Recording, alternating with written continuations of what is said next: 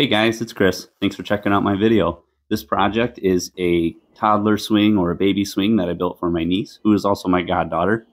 I started off by sending all the lumber through the planer, getting it planed down to the thickness that I need. All this lumber is rough sawn lumber, and it came off my sawmill, which came off our family's property. So it's really cool to be able to build projects and finish projects that come from lumber off your own property. I have other sawmill videos on my channel if you guys want to check them out. Make sure you guys watch to the end of the video because I got some really cool tricks to show you, kind of like this one. I wrap tape around the board before I make the cuts on the miter saw, and that is to help prevent tear out on the back side of the board. I do this on all the cuts on the miter saw.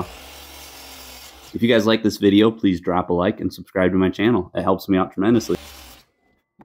Now on each one of these end of the boards, I cut a 5-degree miter, and that is to allow the backrest to be at a 5-degree angle, leaning back to help the kids kind of stay in the swing a little bit more and not want to slide out the front. Next, I send each one of these side pieces through the router, and that is to cut a groove all the way down. I mark out where the boards interface, and that is because I want to take half the material thickness off each one of these boards to get them to sit flush so they're not overlapping like they are here. I drop the table saw sled on the table saw. If you guys don't have a table saw sled, they're easy to build and they're super handy to have. Notch out the material. I set the blade height to half the thickness of the material. And after each pass, I scooch the board over one blade thickness. I continue this all the way down until I have all the material that I need taken away.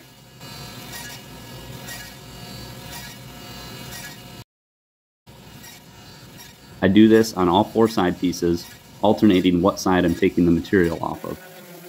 A quick sand job to clean up any rough marks from the table saw.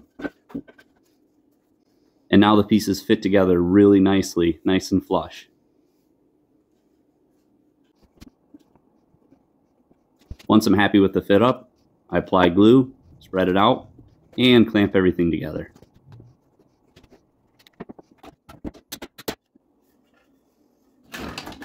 I take a sharp chisel to remove any excess glue.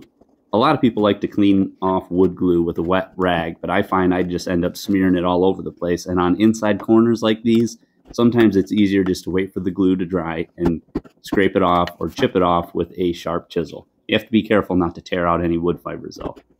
Next, I cut the side pieces down to the right height and length. I was really not sure on how big to make these. My wife had to help me decide how big kids are and how big I should actually make this chair. And these small pieces right here, these are going to be the supports for the armrest. I assemble all the pieces to make sure I like how they fit. And I mark out where the armrest supports need to go. I also mark out on the armrest supports what material I need to take away, and use the same technique with the table saw sled as I did on the side pieces in order to get the armrest supports to fit into the side pieces the way that I want them to. To remove the material away from the side pieces, I use a router to get the bulk of the material away, and then I use a sharp chisel to get my finished dimensions. There's something satisfying about using a very sharp chisel. When I'm happy with the way everything fits together, I apply glue, spread it out, and clamp everything together.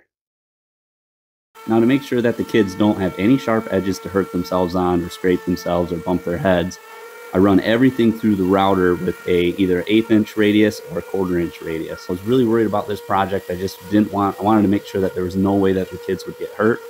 I take a notch off the armrest pieces to help them fit on top of the armrest supports. And then I continue to put radiuses on all the pieces that are used to build the armrest.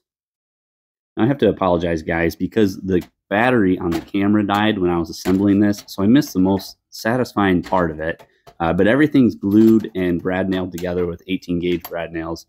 It's super solid the way everything fits together with the notches and the channels. It's very strong. It's definitely strong enough to hold any kid. I sand the whole chair down with 220 grit sandpaper, and then drill holes for the hardware to be installed. I then install all the hardware. These are eye bolts that I picked up at the hardware store. Tighten them down, make sure that I'm not going to split the wood or anything.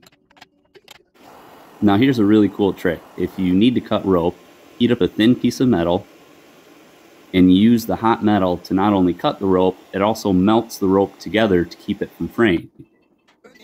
I feed the rope through the eye bolts, add a washer onto the rope, and tie a knot in the end of each rope.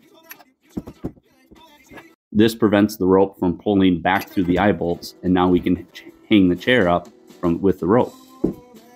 I also added these pieces of hardware. I'm really not sure what they're called, but they are used to help the swing lean back a little bit when it's hanging up, to help keep the kids staying seated in the chair and not sliding forward out of the front.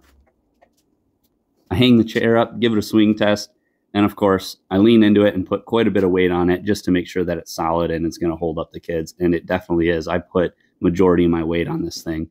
I finish the swing with a natural finish Danish oil. I do 2 coats and allow 15 minutes to dry between coats, and then 15 minutes after the second coat, I wipe any excess oil and give it 12 hours or so to finish soaking into the wood.